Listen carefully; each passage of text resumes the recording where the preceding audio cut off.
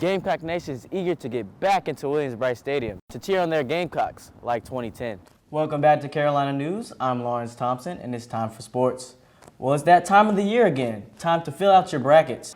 Thanks, you guys. I'm here live at the Department of Health and Environmental Control, where they just had a press briefing to discuss COVID updates and the potential for a vaccine rollout in the state. And for these graduating seniors, it's been a little stressful, but at least they have something to look forward to, as UofSC will hold graduation here at Williams-Brice Stadium. Currently 79 degrees, very sunny out here in the Kennedy Greenhouse, but as we get to the later part of the week and the weekend, scattered storms gonna make their way to the capital city, but we'll have more on that later in the newscast. Back to you in the studio.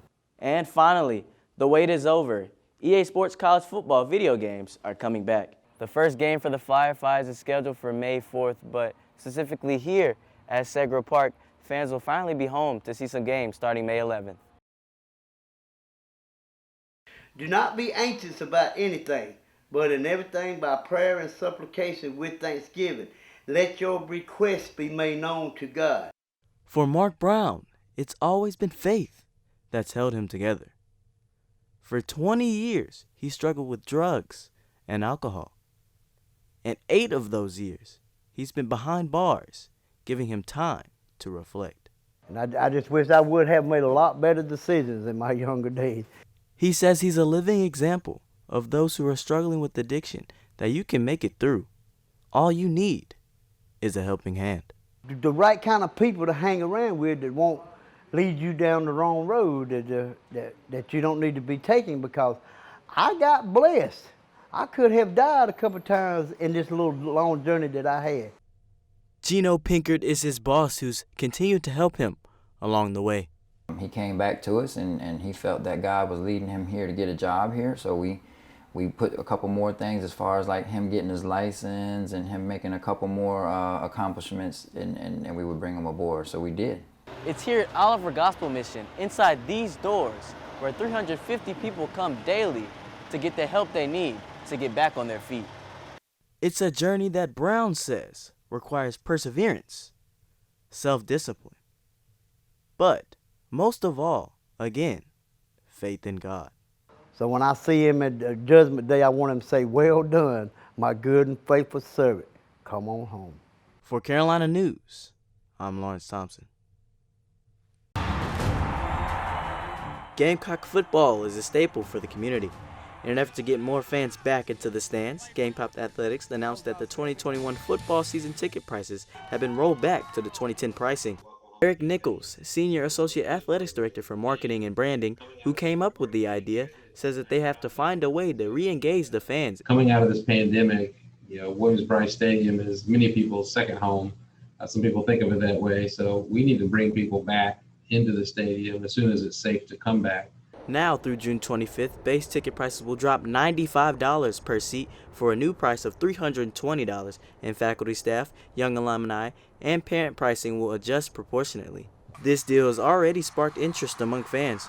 Darren Reese, a longtime Gamecock supporter, is one of them. With this new ticket pricing, it does look pretty attractive. I did look on Gamecock Club website and all about that, and it does look like the tickets are quite frankly, a lot more affordable now than they have become. Gamecock Nation is eager to get back into Williams-Brice Stadium to cheer on their Gamecocks like 2010. The 2010 season was a historic one for Gamecock football. Steve Spurrier's team finished 9-5, winning the SEC East title. The team was composed of several Gamecock legends and NFL greats like Alshon Jeffrey, Stephon Gilmore, Marcus Lattimore, and Steven Garcia. New head coach Shane Beamer was also a part of that coaching staff as the recruiting and special teams coordinator. Those were some great years with Gamecock football. I remember Shane Beamer from that era. The new staff has brought excitement to the program, who has gone through several changes this past season. Fans like Reese remember the glory days and are hopeful that the program can return back to prominence. For Carolina News, I'm Laurence Thompson. It's been a long time since the capital city has seen their minor league baseball team, the Columbia Fireflies, take the field. The Kansas City Royal Low A affiliate has not played a baseball game since September 1st of 2019. Broadcast and Media Relations Manager John Kosis Jr. says the wait has been long, but he's excited to get back to some baseball. It was really tough. And if I'm being completely honest, I moved here in February of last year to become the broadcaster for the Fireflies. So I moved here now 14 months ago, and I have yet to call a Fireflies game. I'm really excited to call one as the broadcaster of the Columbia Fireflies, and that's coming up in less than a month now. These games are bringing tons of excitement not only throughout the organization, but for the Columbia area. And Kostas Jr. says that influence is important. Is the sense of community that we get here in the Midlands, what the impact of what a Fireflies game and having fans out here supporting the community and seeing everything that Columbia has to offer. I think that sense of camaraderie is really important. The first game for the Fireflies is scheduled for May 4th, but specifically here at Segra Park, fans will finally be back to see some games starting May 11th.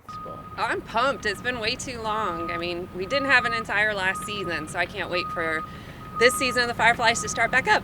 The Fireflies announced ticketing and other updates on policies and procedures, allowing 50% capacity to start the season with the maximum of 5,000 fans at Segra Park. Still not what fans are used to, but baseball is back nonetheless. Laurence Thompson, Carolina News.